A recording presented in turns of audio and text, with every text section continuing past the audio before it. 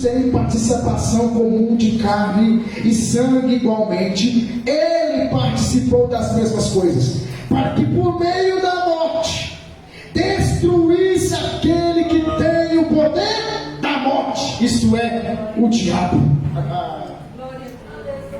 O escritor Hebreu está dizendo, ele veio e pela sua morte ele destruiu aquele que tinha o poder sobre a morte. Satanás matava quem ele queria. Satanás matava quem pudesse matar. Satanás tentava tragar quem conseguia tragar. Aí Jesus veio, morreu na cruz e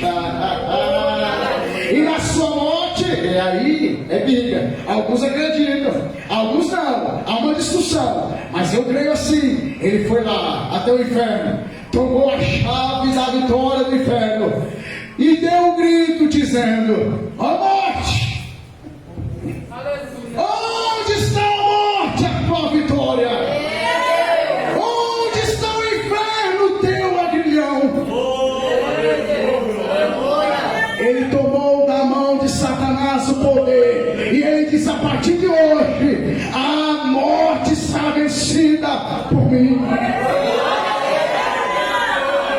Jesus um dia disse: o ladrão vence não para matar, roubar e destruir. E a analogia aqui é que o ladrão é Satanás. Ele veio para matar, roubar e destruir. Ele veio para matar a sua vida espiritual. Ele veio para roubar a sua comunhão com Deus. Veio para destruir a sua casa, a sua família e tudo aquilo que você possui. Mas eu vim para que tenham vida e vida com abundância. Não, sabe o que é isso? Não é uma vida de riqueza e de prazeres, mas é uma vida abundante em Deus. Quem tem Deus vive uma vida em abundância. Quem tem Deus tem uma vida em abundância. Quem tem Deus tem uma vida em abundância. Sabe o que ele está dizendo? Satanás não pode com aquele que tem a mim perto dele. Satanás não pode com aquele que tem a mim perto dele. Satanás não toca naquele que anda com o Pai da eternidade, com Deus forte, com ele o príncipe da paz, o maravilhoso conselheiro, ele mesmo, Jesus de Nazaré. É a derrota de Satanás, irmão. É a derrota de Satanás. Satanás fazia o que queria, porque ele tentou Eva e levou Eva ao pecado, o homem ao pecado, Adão ao pecado. Mas Jesus veio para cumprir o que estava escrito lá em Gênesis capítulo 3, versículo 14. Mulher do seu ventre virá um que esmagará a cabeça da serpente. É ele. E tem uma pastora que a gente conhece, né, meu amor, que gosta de dizer assim, que ele é o grandão da Galileia. É ele mesmo. É Jesus, o Rei dos Reis, o Senhor dos Senhores. Ele veio para vencer a morte. É a derrota de Satanás. Eu acho interessante por quê? Porque antes de Jesus vir como Messias, lá em Atos, capítulo de número 5, versículo 34, vai dizer sobre isso. Quando Paulo ele pede cartas para perseguir a igreja do Senhor, lá vem o seu professor Gamaliel.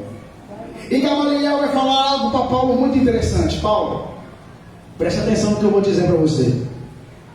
Antes desse Jesus, veio dois que se diziam Messias. O primeiro é um tal de um homem chamado Teudas. Ele veio, arrebatou para ele multidões, muitos o seguiram, mas ele morreu. E quando ele morreu, a multidão se apartou, a sua mensagem se acabou e tudo voltou ao normal. Depois deste, veio um outro chamado Judas, ou Galileu. E esse Judas também arrebatou para si grande multidão, pregou lá, dizendo que era o Messias, e todos achavam que era o Messias, mas ele também morreu, Paulo. E quando ele morreu, a sua palavra se dispersou. As multidões, os que te seguiam, os que seguiam ele, todo mundo foi embora para sua casa, e tudo aquilo que ele fez não serviu de nada. Aí veio Jesus. Aí veio Jesus. E esse Jesus arrebatou para si uma grande multidão. Fez o que fez, milagres, maravilhas.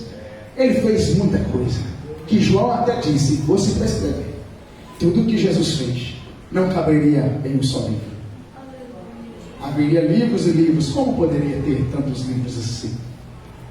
Mas ele veio, e esse Jesus, Paulo, também morreu. Mas, Paulo, ao invés da sua palavra se dispersar, a sua mensagem não volta atrás.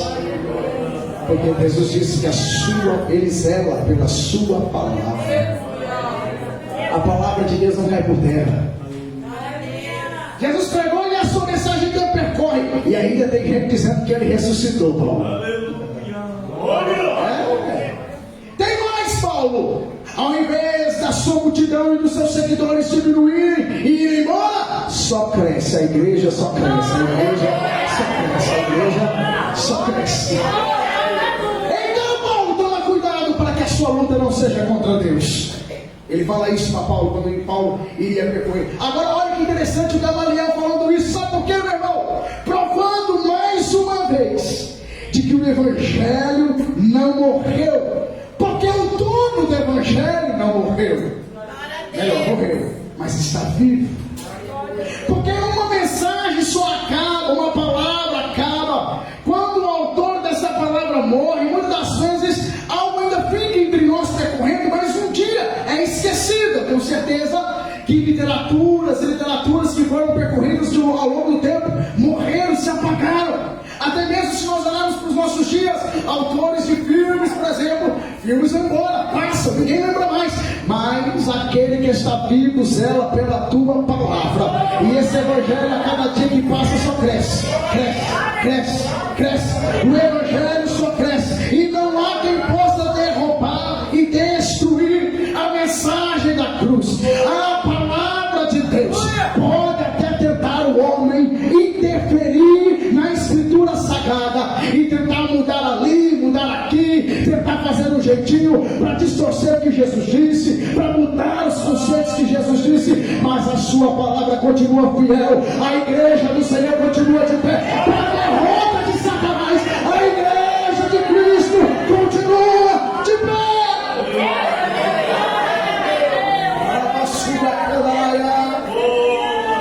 E só cresce, só cresce, só cresce. O Evangelho só cresce. Com as dificuldades que tem, com os problemas que tem, mas o Evangelho só cresce. A palavra está aí, a palavra está pregando. Ele vela pela sua palavra. Satanás foi derrotado na cruz do Calvário. Satanás foi derrotado quando Jesus voltou dos mortos, apareceu para os discípulos, deu uma ordem para eles ficar em Jerusalém, até que do alto sejais revestido de poder, porque eu tenho preparado o Evangelho da paz para vocês pregarem. Então vão ao mundo e pregar o Evangelho. Vai pregar onde? Em Jerusalém, na Judéia, em Samaria e em todos os confins da terra. Ele está vivo aqui nessa noite. Ele ressuscitou.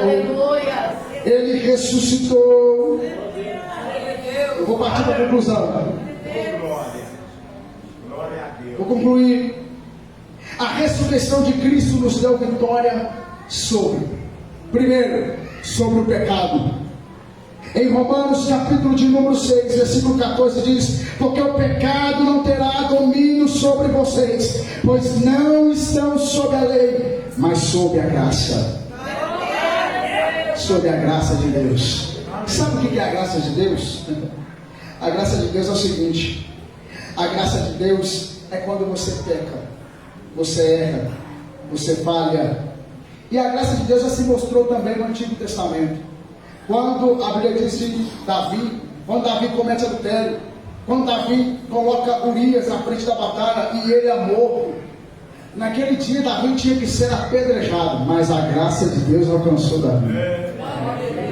Porque Davi, sabe o que ele fez? Se deitou no chão, como nada, tirou sua roupa de veste, sua roupa de rei, e disse: Senhor, me entrego a ti. Sabe o que a graça faz comigo e com você, irmãos? Nos dá oportunidades. Nos dá oportunidades. Tem pessoas que estão precisando de abraçar algumas oportunidades. E a maior oportunidade é a oportunidade da vida eterna. Não vai dar para eu falar as outras, mas eu vou ficar só nessa. A ressurreição de Cristo deu vitória para nós sobre o pecado. Aleluia. E a graça de Deus nos dá a oportunidade. Que oportunidade é esta, irmão Cláudio?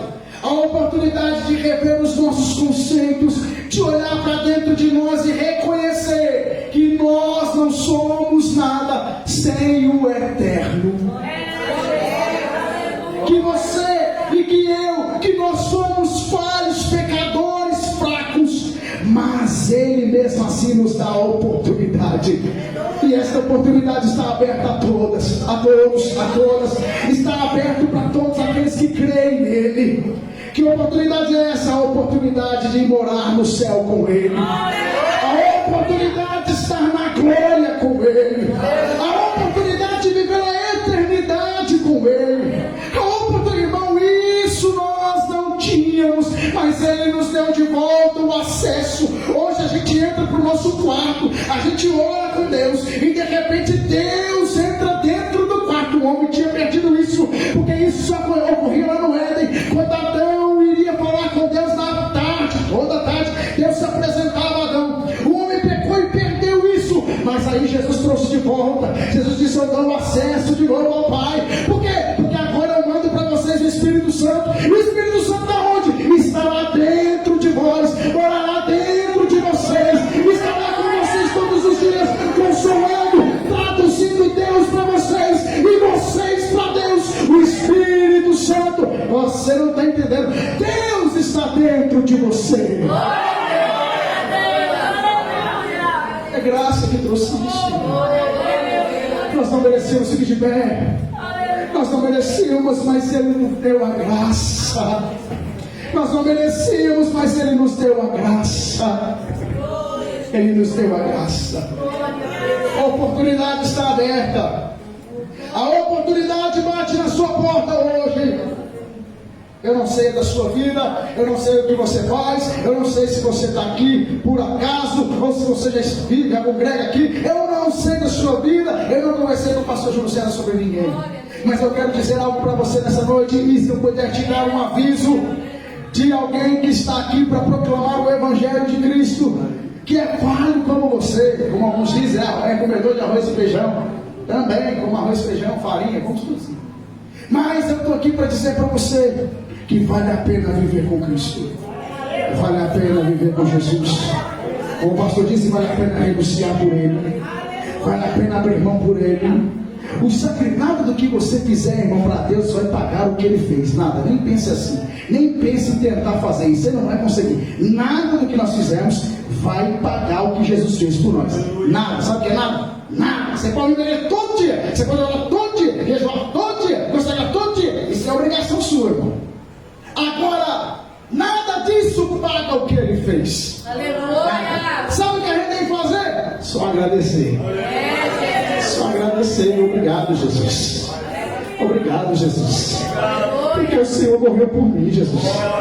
Eu não era nem merecedor, Jesus. Tanta coisa errada que eu já fiz, tudo aquilo que eu já fiz, ainda faço. Quantas vezes eu faço, mas aí mesmo assim o Senhor me abraça, me dá a sua graça, a sua glória nos atrai, a tua presença nos atrai. Obrigado. Tem um hino que ele até diz assim sobre gratidão. Ele vai falar assim: por tudo que tens feito, por tudo que vais fazer, por suas promessas e tudo que és, eu quero te agradecer por todo meu ser.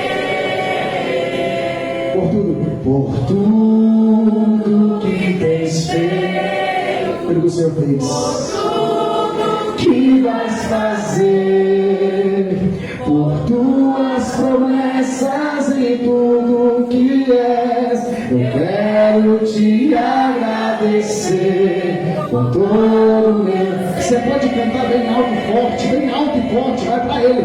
Te agradeço, meu